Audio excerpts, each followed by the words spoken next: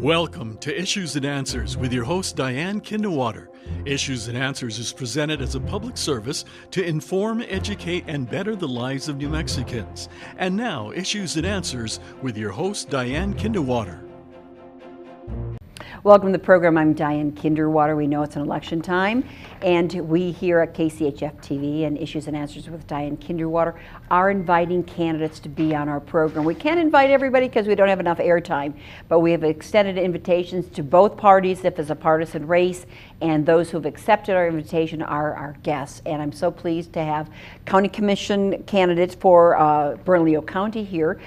We had the opponent on, and now we have the other person who's running. Actually, it's a Republican, Mary Ingham. She is running for Bernalillo County Commission. We'll talk about where her district is and what she hopes to do. And something that I haven't heard on this program for a while, she is interested in stopping the sanctuary county that we have here in Bernalillo County. So we're going to discuss that with Mary and her other proposals of what she'd like to see done here in New Mexico and specifically in Bernalillo County. We'll be back with Mary Ingham right after this. Stay with us.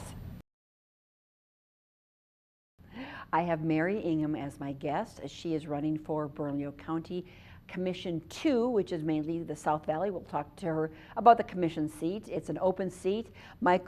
Stephen Michael Casada ran for he was holding that seat for two different terms, and now it's an open seat, and we have invited the candidates, and Mary has accepted our invitation, and we're pleased to introduce you to Mary Ingham. Thank you so much for being a part of the program and for tossing your hat in the race for County Commission 2 here in Bernalillo County. You're welcome, and thank you very much for inviting me over. What is the main thing? Our program is a half hour, but it goes really fast. Yes. What is the main thing you'd like to get about yourself and District 2? District 2 is southwest, almost all southwest Albuquerque, so it includes the West Mesa, Westgate, and all the way up to Central, down to Isleta Pueblo, and a little tiny bit of southeast is included in that.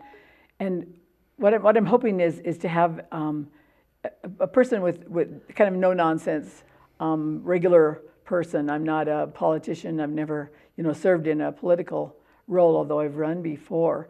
But I really want to bring good common sense and family values, particularly into the county commission, that we would begin to focus on small business and middle-sized business, helping those, because we know those are related to families as well, to help those smaller entities succeed instead of always looking for a giant corporation to come to New Mexico and bring jobs. That's what we've been doing, haven't we? Well, we've been looking yes. for those big call centers. Catch a giant fish, while all the while, like during COVID and other times, there's a lot of struggling small businesses which are family-oriented that we don't really give any help to except to increase the number of regulations that are placed on them. That's what you're seeing, a lot of regulations that Yes. we've gotten out of the county commission and the city, correct? Yes. You mentioned about the sanctuary county that we have here in Bernalillo County. Telling me a little bit about that and what's been going on with it that you've seen. Well, it's followed in the tracks of the city and state. And I just really feel like, as we all know, that there's terrible problems at our border, ones I'm sure we don't even realize, but with the human trafficking, obviously drugs, fentanyl that are being brought in, and just our approach to not really vetting and considering who's actually coming into our communities. And so I think New Mexico has been a particularly porous state border, and that we have a lot of things going on and going through New Mexico, which are not wholesome and not helpful. What do you think the chances are changing the sanctuary county portion? I don't really know for sure about that, but I really would like that to work on that and to consider that and really look carefully at what's happening in Albuquerque particularly, but in all the cities in New Mexico. What are people telling you when you go door to door about this in the South Valley? Well, I think that a lot of people are feeling like when immigrants are here, whatever name you want to call it, illegally, that they're taking a lot of services and taking a lot of the energy of our government away from the needs of the actual families in the South Valley. But we have a lot of in West Side. we have a lot of people that are really struggling financially in those areas, trying to keep a small property, but the property taxes, keep increasing, and so they're really struggling in a lot of ways, and they just feel like a lot of our resources and time is being spent going toward immigrants rather than the citizens that are already here. That's what they're telling you, they're finding. Yeah, and the schools and our healthcare systems are being overwhelmed by that as well. Regarding taxation, again, you would like to represent the rural part of our area in the South Valley. What's going on with the family-owned? I mean, I think generations upon generations, people have owned these plots of land in the South Valley. What's going on with the taxation? Well, a lot of them are being sold. A lot of the rural areas and fields and things are being sold for homes because we know we have a shortage of land. And so a lot of them have moved that direction. And then water is a giant problem in terms of irrigation.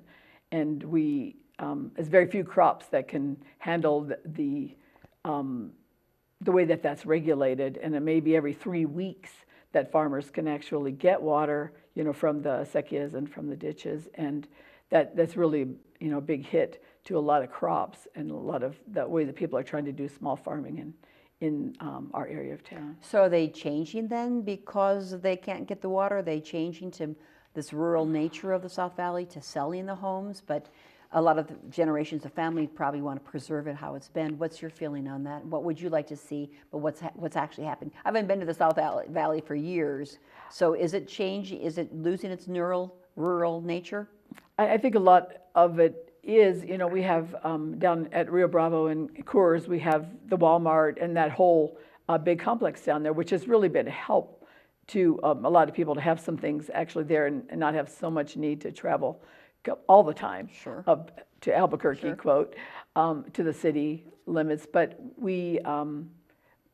I feel a loss that a lot of the old farms and a lot of the family properties are being turned over to more commercial. But that's, I guess, their choice that they're doing that. But correct. Why are they doing that?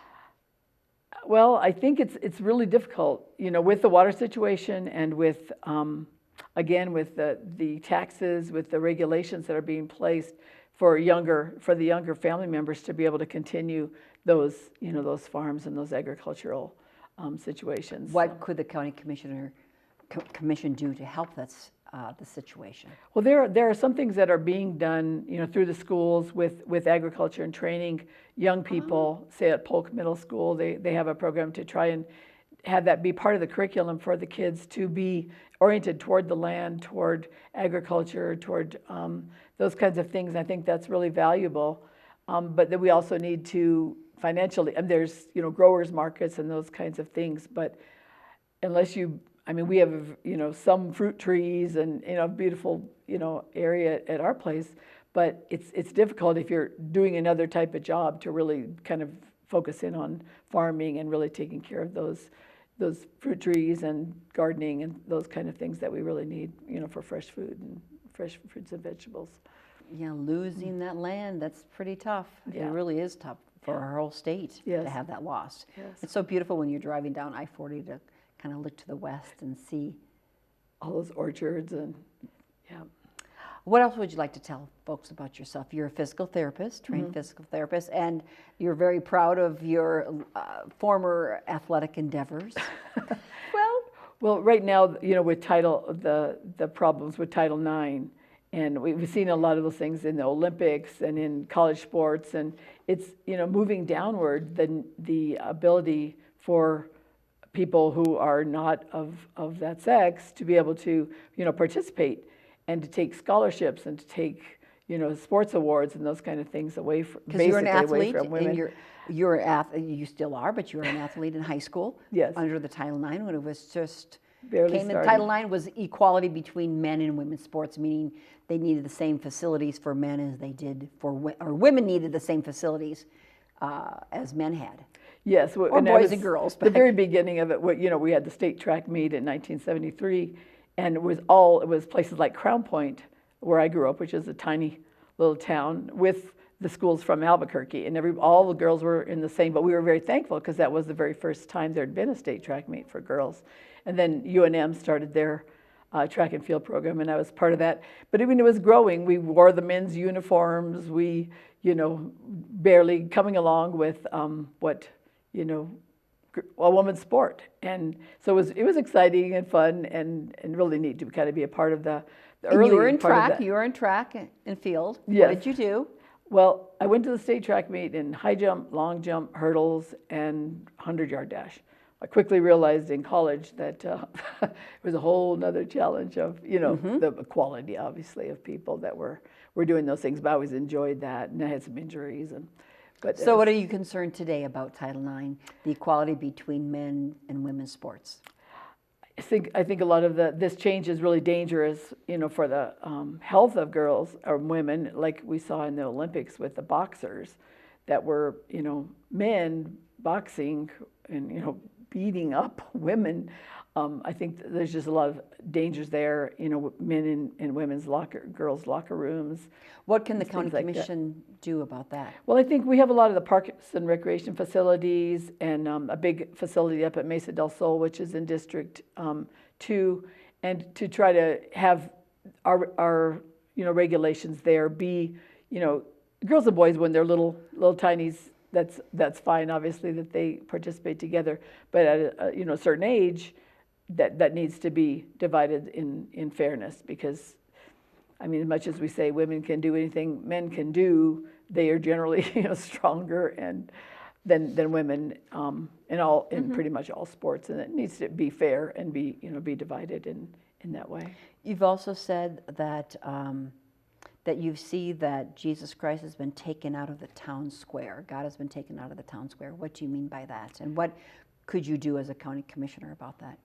Well, I worked for Bernalillo County when I was in college in a program, a recreation program for children with disabilities. And back, in those earlier times, we had crosses on the Bernalillo County flag, or seal, I should say. I recall that. Yes. Weren't there 3 of them? Yes. We don't have that any longer? We don't have that any longer. Oh. And I've brought that up to the county commission, that what's missing here, and we will look at the way that our county is not doing as well. We look at the streets in the International District, and we see this hopelessness that's there, and we've seen the church as a whole being removed from the county, from the city, from the state, and it being kind of moved to a back seat. Well, there's a separation of church and state, of course. Well, that's not there. That there's nothing in the Constitution or Declaration that states that.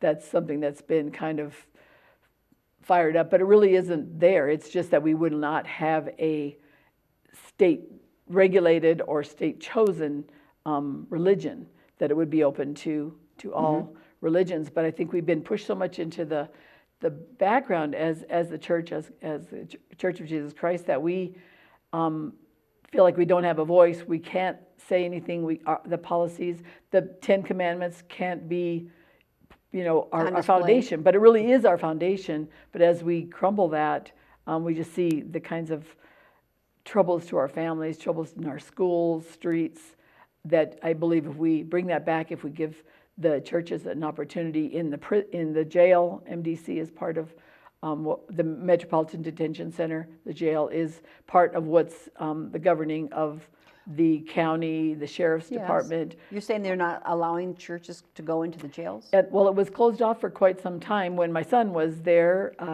several times, there was not. They didn't even have a book that had all the pages in it, much less, in a Bible study that was, brought in by churches to give hope to the men and women in the jail, and to help them to change and rehabilitate while they're there. Change. Correct. A reason to change. Yes.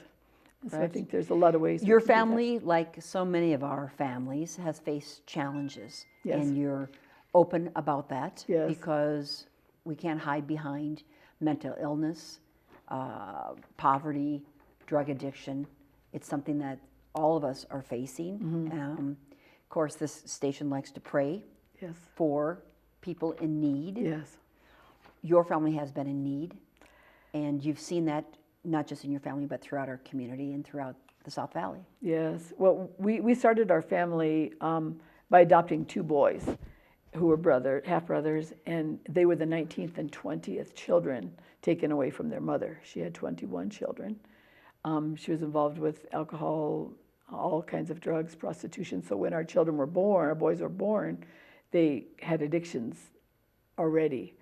And it was quite a struggle in our family. We've had 3 other, children, so we had a total of 5.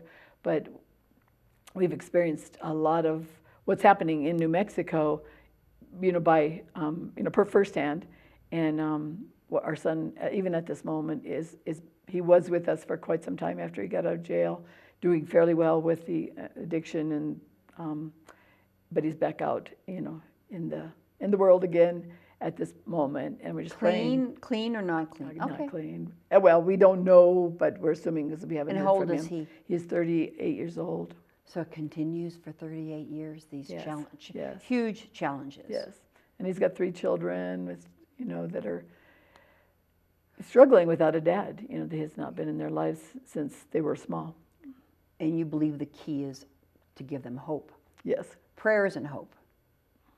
Yes, that that it's obvious, if we look around, that the programs and the policies that we as humans come up with are failing, and things are not getting better; they're getting worse. So we, just continue doing the same thing. So that's what I'm hoping in the county commission, that we can, as Christians, can come from a different direction and with a different foundation. And hope to make some changes. Give something change instead of doing the same thing over and over. Yes. Is that your message? What is your message?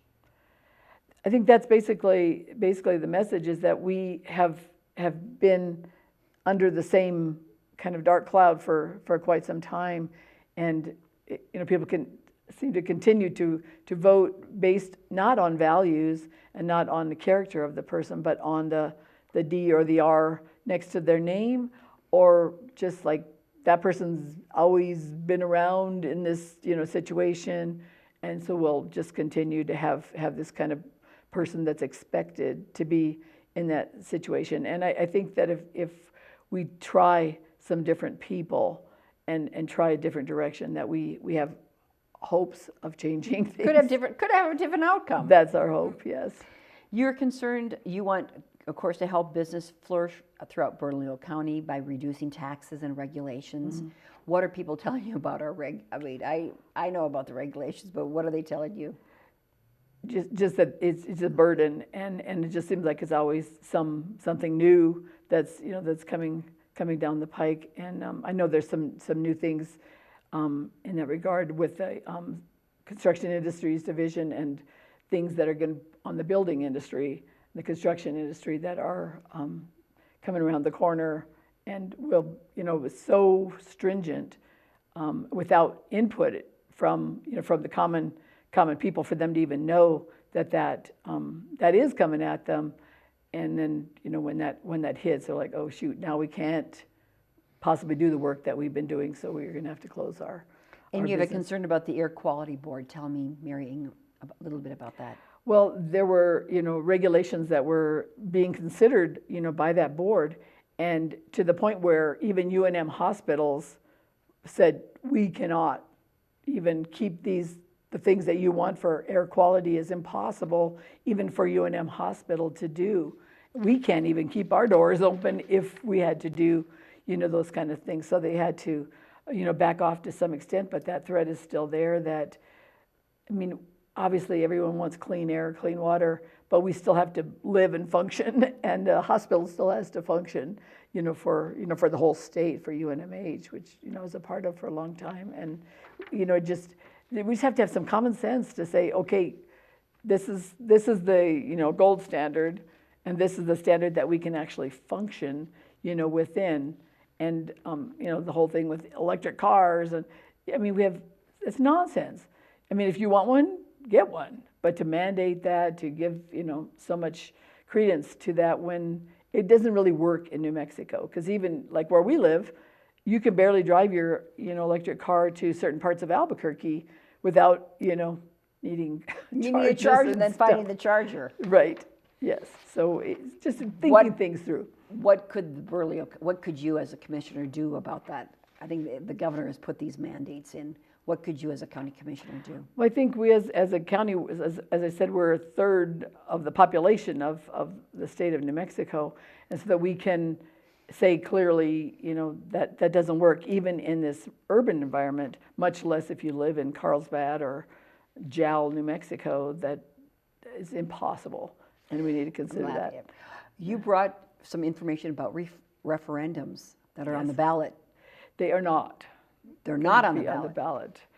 We worked on those. We have over, 45,000 people in New Mexico who are now know that those 6 laws that we were trying to referend are law as of July 1st, 2023. And so that's a huge gain that people actually know the laws that were passed here.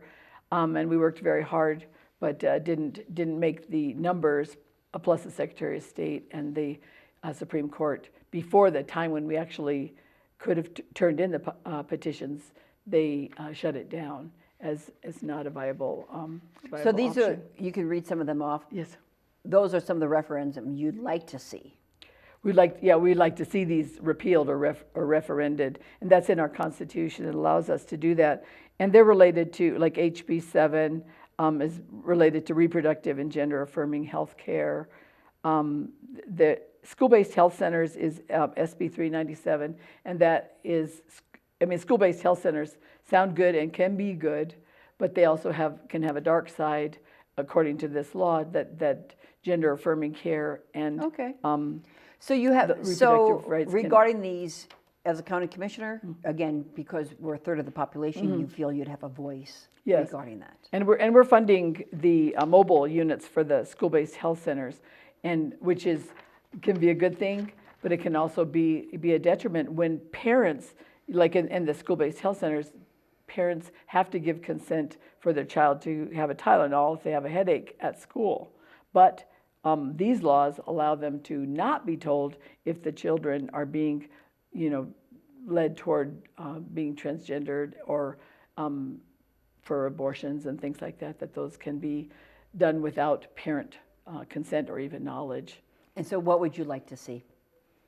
Well, I would like to see... Up to the voters. I would love to see them actually see these 6 laws on the ballots and be able to decide whether they want to keep them as law, the 2 related to election laws or... But we're not. But the legislature needs to have a constitutional amendment be passed to have them on the ballot. And you're saying that hasn't happened.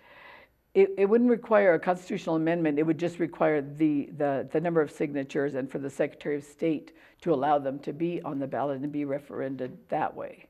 So that the... So what happened with that? That the Secretary of State and the Supreme Court, after all the work that we had put in and all the signatures that we do have, basically was shut down and not allowed to be on the ballot this time. There's still a battle going on with that, and God willing, some way would work out. But we have a lot of challenges in the court systems that are against. What was the reasoning? If you had the correct number of signatures to get on the ballot, so it went to the Supreme Court. What was the reasoning to disallow it? Basically, that we didn't have standing to do that, and that that the Secretary of State early on had said that this wasn't a legal process. What can you do about that, Mary Ingham? We're praying hard that somehow God will, show Himself, and that we would actually be able to get them on the ballot. But the time is ticking pretty quickly to make that happen. So, you'd like the state, the county, to follow the Constitution. What do you mean by that? I think we've just tended, especially in our court systems and with our the rule of law in New Mexico, that and I think we talk about this revolving door and those kind of things where criminals are released without, too quickly, and without the rehabilitation that should be required, for them before they're they're released. And I know they're moving a lot of the cases toward the federal side because there's mandatory sentences there. But in a lot of our courts, there's just kind of a slap on the wrist and the person's out the next day. And there's a lot of people that are claiming to be incompetent to stand trial, but they're quite competent to continue with the crimes that they're doing. So I think just going back to to those basic laws and focusing on the victim rather than on the perpetrators, as far as how we care for people. How can people get more information about you, Mary Ingham? And I want to just hold this up. Read this for me. It says, for Bernalillo, Mary Ingham, growing together, not apart. And that's my hope, is that we could actually be working, together for families, for children.